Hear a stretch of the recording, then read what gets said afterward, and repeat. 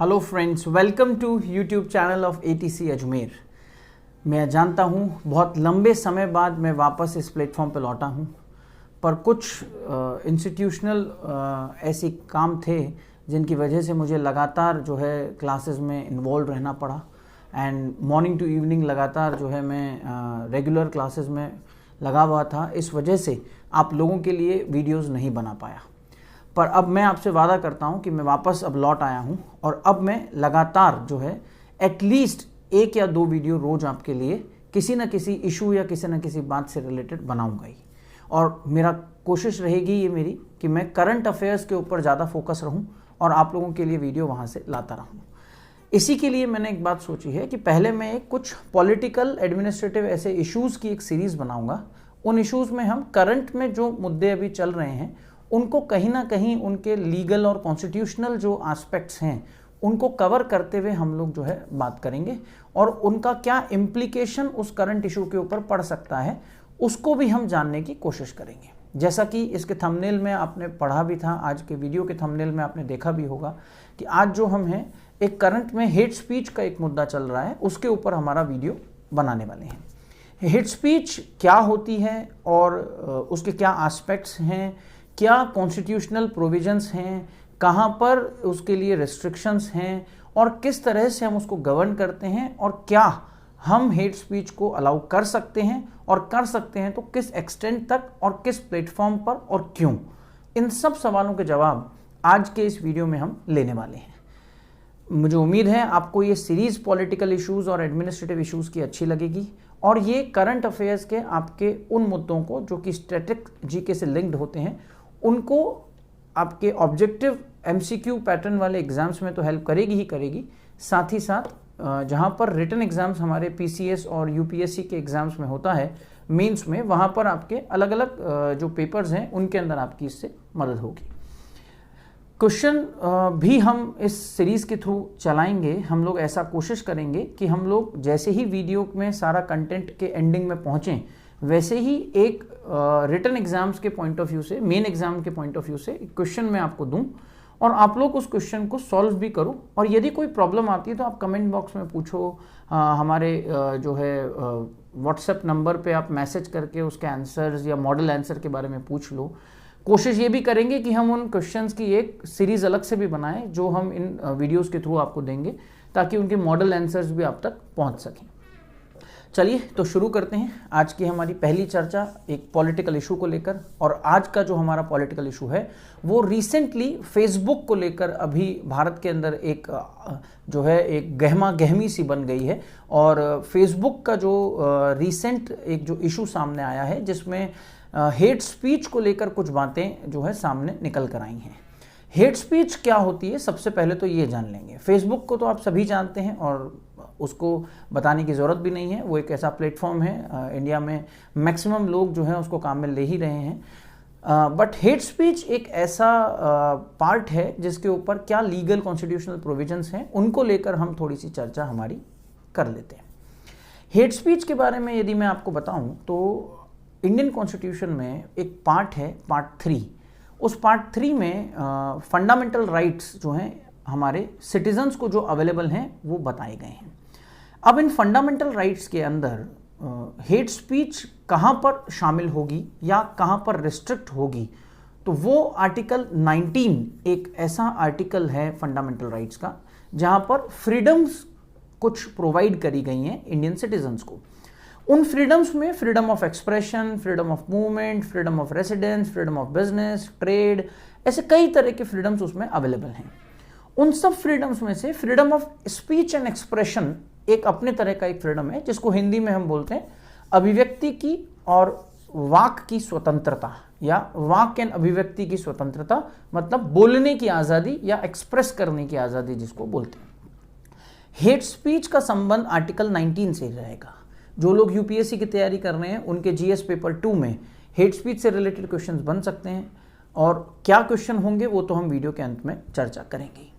Article 19 में speech and expression की जो आज़ादी आपको दी गई है उसमें एक ब्रॉड एरेना बनाया गया है, मतलब कि एक्सप्रेशन का क्या क्या मतलब हो सकता है ये अच्छे से डिफाइन किया गया है। स्पीच एंड एक्सप्रेशन में केवल बोलने की ही आज़ादी आपको नहीं है, बोलने के साथ साथ यदि आप इशारों में कुछ कहते हैं, कुछ लिख कर बताते हैं, किसी सोशल नेटवर्किंग या इंटरनेट के किसी मीडियम पर आप कोई ऐसी बात लिखते हैं, वो सब मीडियम आपके एक्सप्रेशन माने जाएंगे। इशारा करना, लिख कर बताना, लिख कर दिखा देना, इंटरनेट के माध्यम से सूचना देना और डायरेक्टली बोलना तो उसमें शामिल होगा ही।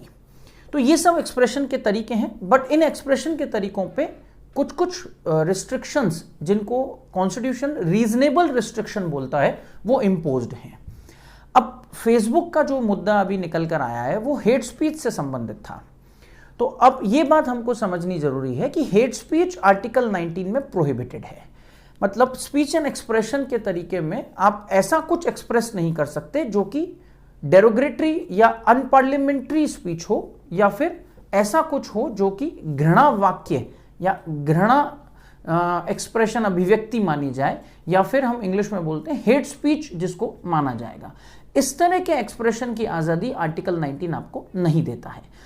इसका मतलब ये हुआ कि जो सिटीजन्स को आज़ादी आर्टिकल 19 में एक्सप्रेशन की मिली हुई है, उसके ऊपर एक ये रीजनेबल रिस्ट्रिक्शन है कि आप हेट स्पीच नहीं कर सकते।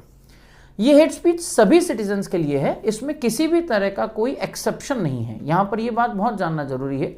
कई सारे फंडामेंटल राइट्स ऐसे भी हैं जिनमें कुछ लोगों को, जैसे कि प्रेसिडेंट को, गवर्नर को, वहां पर हमने कुछ जो है इम्यूनिटीज दी हुई हैं, उनको फ्रीडम दिया हुआ है कि उनके ऊपर वो रिस्ट्रिक्शन लागू नहीं होता। वो एक एक्सेप्शन की तरह हमने काम में लिया है। बट ये एक बात जानना जरूरी है कि आर्टिकल 19 के हेट स्पीच वाले मुद्दे में किसी भी तरह का कोई एक्सेप्शन या अपवाद नहीं है।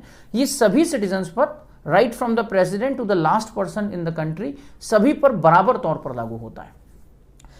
यहां पर बात ये क्लियर हो जाती है कि किसी भी मीडियम में कोई भी एक्सेप्शन यदि नहीं है, तो कोई भी मीडियम किसी के साथ भी पार्शियलिटी कर किसी को हेट स्पीच की आज़ादी दे और किसी को हेट स्पीच से रिस्ट्रिक्ट करे, या उसके एक्सप्रेशंस को डिलीट करे, रिस्ट्रिक्ट करे, रोके, ऐसा कुछ भी लागू नहीं होता है। मतलब इस तरह के प्रोविजंस जो हैं वो संविधान कहीं पर नहीं करता है। आपको स्पीच एंड एक्सप्रेशन है, but hate speech and expression किसी को भी नहीं है। मगर यहां पर एक अलग सेगमेंट है देश का जहां पर हेट स्पीच को हम अप टू एन एक्सटेंट लागू कर देते हैं।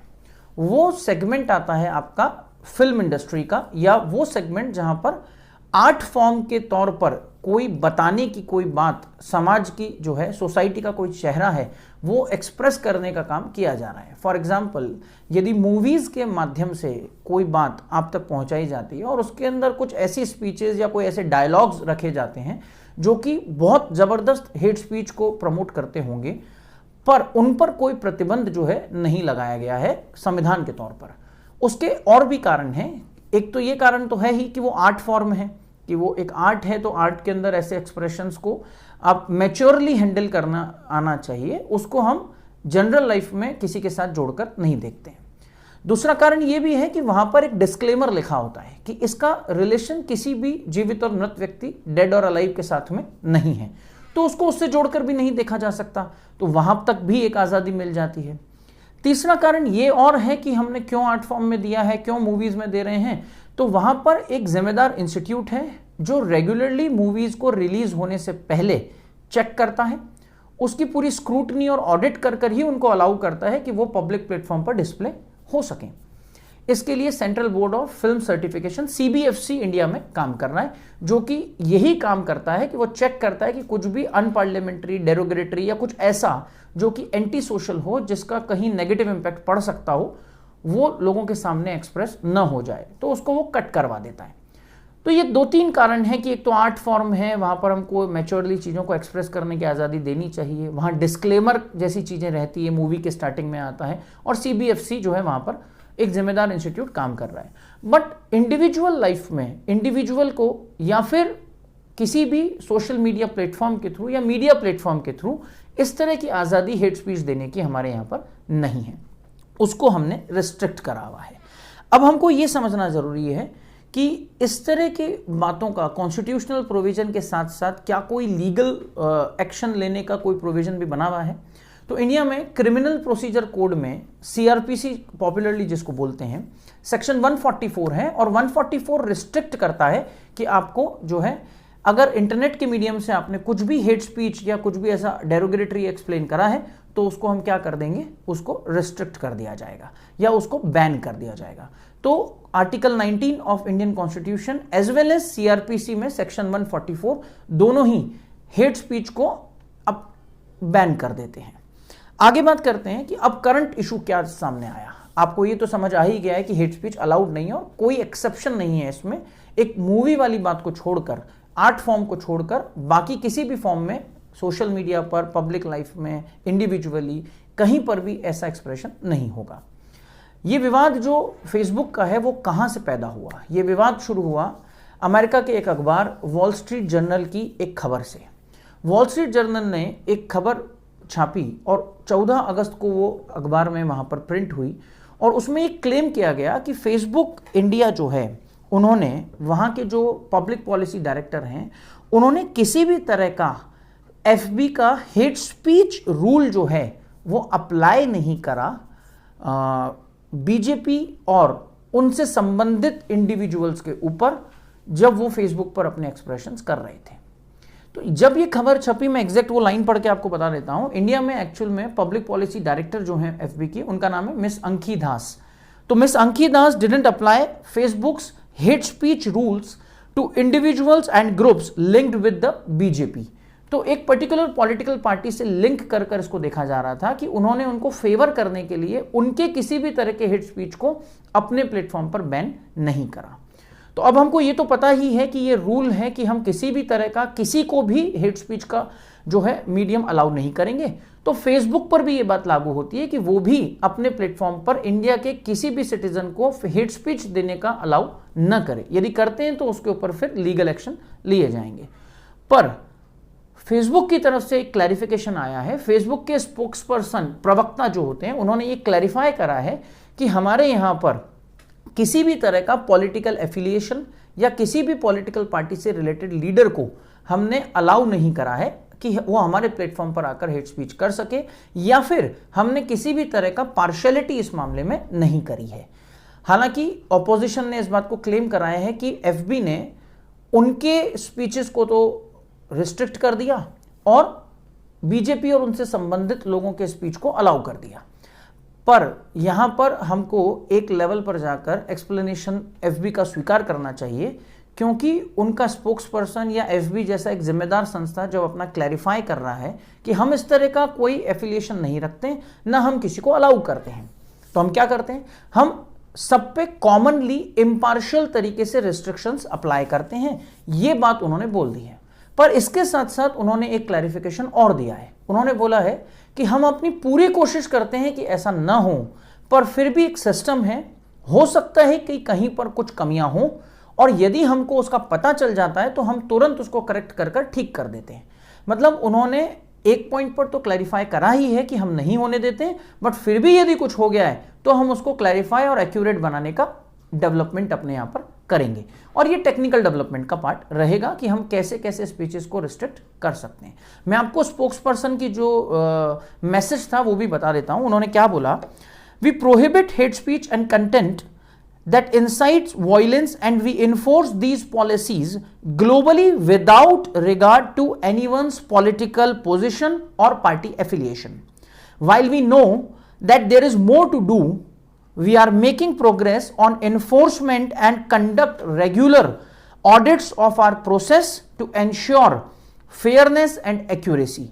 ये बात इंडिया में फेसबुक के स्पोक्स पर्सन है, उन्होंने क्लैरिफाई करा है और अंकी दास ने भी इस बात को क्लैरिफाई करा है। पर अब प्रॉब्लम इसके बाद आगे शुरू हुई है।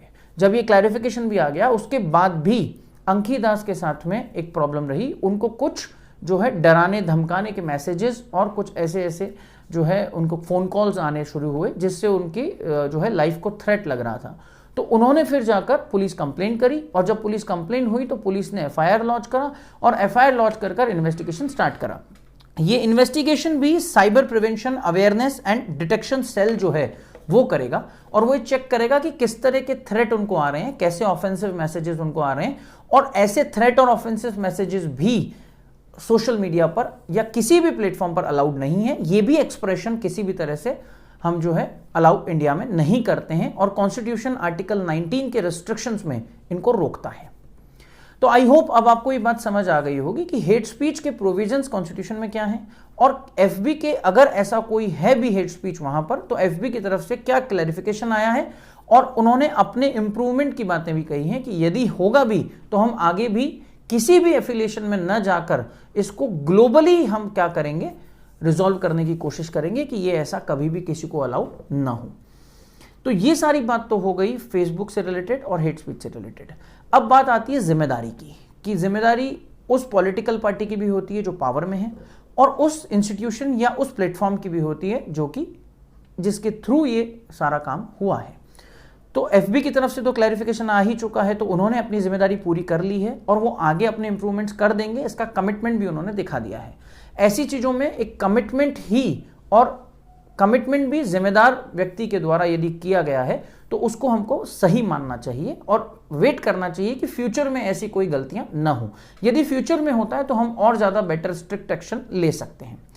अब बात आती है उस पॉलिटिकल पार्टी की जिसके ऊपर ये आरोप लगे हैं और वो पावर में भी है। तो वो पॉलिटिकल पार्टी की जिम्मेदारी ये बनती है कि वहां से जो उनके मिनिस्टर्स हैं और जो उनके जिम्मेदार स्पोक्स पर्सन हैं वो लोग अपने क्लैरिफिकेशंस लोगों को पहुंचा दें, और ऐसा इंडिया में हुआ है। उन जिम्मेदार लोगों ने अपने क्लैरिफिकेशंस भी दिए हैं, उन जिम्मेदार लोगों ने अपने जो है ये बात भी क्लियर कर दी है कि हम किसी भी तरह से इन चीज़ों में इन्वॉल्व नहीं है और फेसबुक का और हमारा कोई पर्सनल एफिलिएशन नहीं है। हम ना तो उनसे जुड़े हुए हैं ना वो हमसे जुड़े हुए हैं। ठीक है, तो ये बात जो है सारी इससे संबंधित हो गई, हेट स्पीच से संबंधित। बीजेपी की तरफ से भी क्लैरिफिकेशन आया है, फेसबुक की तरफ से भी क्लैरिफिकेशन आया है। अब प्राइमा फेसिया जिम्मेदारी यही बनती है कि हम इस बात को समझें, कॉन्स्टिट्यूशनल प्रोविजंस को समझें, फेसबुक इंडिया के लॉज को समझें और उसके अकॉर्डिंग फ्यूचर में इस तरह का कोई कंफ्यूजन ना हो उसका ध्यान रखें। न तो इस तरह का कंफ्यूजन हो, न ही इस तरह का रियलिटी में कोई स्पीच एक्सप्रेशन देश के अंदर जो है सामने आए, वरना ये एक तरह का बिलीफ लोगों का तोड़ता है और उससे चैलेंजेस जो है देश के अंदर एक्सप्रेशंस के और स्पीच के और इनके बनने लगते हैं। अब हम आगे बढ़ते हैं और आगे बात करते हैं कि स्पीच एंड एक्सप्रेशन पे अब यूपीएससी किस तरह का सवाल आपसे एग्जाम में पूछ सकती है। आर्टिकल 19 पर क्वेश्चन बन सकता है, GS2 के अंदर मैंने आपको बोला सवाल बन सकता है। तो जनरल स्टडीज पेपर 2 के अंदर आपको इसका क्वेश्चन मिलेगा और वो क्वेश्चन क्या होगा कि इंडिया में क्या सोशल नेटवर्किंग प्लेटफॉर्म्स के थ्रू हेट स्पीच को लेकर जो रीसेंट कंट्रोवर्सीज हुई हैं वो कहां तक सही हैं और क्या आप इससे अग्री करते हो और क्या आपको लगता है कि ऐसी हेट स्पीच को अलाउ करना चाहिए। और आज हम जब फ्रीडम ऑफ एक्सप्रेशन के इतने एक्सटेंसिव दौर में जी रहे हैं तो क्या इस तरह के स्पीच एंड एक्सप्रेशंस अलाउ होने चाहिए या उन पर किस तरह के रेगुलेशंस बनने चाहिए। हालांकि साइबर लॉज इसके लिए हैं। सेक्शन 66A अब हट चुका है, 66A को जो है अमेंड करके अबॉलिश कर दिया गया है। तो अब केवल कॉन्स्टिट्यूशनल प्रोविजंस ही हैं जिनके थ्रू और कुछ सीआरपीसी के प्रोविजंस के थ्रू ही हम इसको कंट्रोल कर सकते हैं। तो मैं अब आपको एक क्वेश्चन नोट करा देता हूं, आपको स्क्रीन पर भी दिख रहा होगा, वो क्वेश्चन आप जरूर नोट करिएगा और उसका आंसर आप कर मुझसे डिस्कस भी कर सकते हैं हमारे प्लेटफॉर्म पर, हमारे नंबर पर। आपको डिस्क्रिप्शन में नंबर भी मिल जाएंगे, आप चाहें जिस प्लेटफॉर्म पर मैसेज कर टेलीग्राम पर, इंस्टाग्राम पर आप बात कर सकते हैं। सवाल ये बनेगा कि considering the recent controversy regarding the hate speech in India, point out the provisions of Indian constitution and justify your answer that how such hate speech could be prevented in Indian social और political system। वर्तमान में घृणा वाक्य को लेकर हुए एक विवाद को ध्यान में रखते हुए ये बताइए कि किस प्रकार संवैधानिक प्रावधानों से उसको रोका जाता है और क्या आपको लगता है कि भारत में इस तरह के घृणा वाक्यों को रोकने के लिए क्या सामाजिक और राजनीतिक घृणा वाक्यों को रोकने के लिए प्रावधान किए जाने चाहिए। अपने उत्तर की जो है समीक्षा कीजिए या जस्टिफाई कीजिए या उसको आप जो है समर्थन देकर अपनी बात को, अपना पक्ष रखिए। तो इस तरह से संबंधित सवाल इस पर आपसे पूछा जा सकता है इस क्वेश्चन को आपने नोट करा होगा, आप प्लीज उसका आंसर भी कीजिए। आपको ये क्वेश्चन स्क्रीन पर भी दिख रहा होगा, आप उस स्क्रीन पर दिख रहे क्वेश्चन को भी नोट कीजिए और नोट कर कर फिर उसको आप आंसर कीजिएगा और मुझसे डिस्कस कर सकते हैं। तो आई होप आज का ये पॉलिटिकल इशू आपको समझ आया होगा। आगे फिर हम और बात करेंगे, नए वीडियोस लाऊंगा, नए इश्यूज आएंगे और रोज अब आपके साथ में एक पॉलिटिकल इशू या एडमिनिस्ट्रेटिव इशू जो करंट अफेयर्स से लिंक्ड होगा उसको और उसके स्टैटिक प्रोविजंस को हम डिस्कस करेंगे। Thank you, thanks a lot. और मैं उम्मीद करता हूं आपको जब ये पसंद आया होगा तो आप इस चैनल को सब्सक्राइब भी करेंगे, वीडियो को लाइक भी करेंगे और ज़्यादा से ज़्यादा लोगों तक ऑथेंटिक और सही जानकारियाँ शेयर भी करेंगे। Thank you, thanks a lot.